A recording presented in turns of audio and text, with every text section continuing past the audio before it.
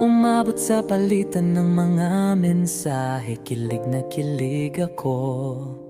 Kumusta? Kain na? Hello, magandang umaga.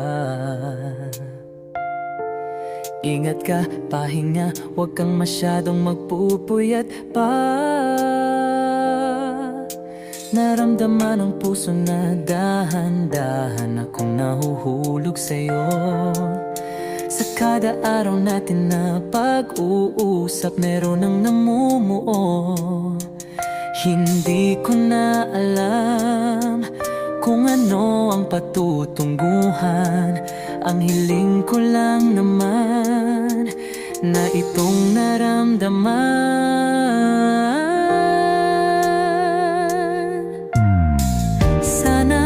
Sana naman ay mapagbigyan na at na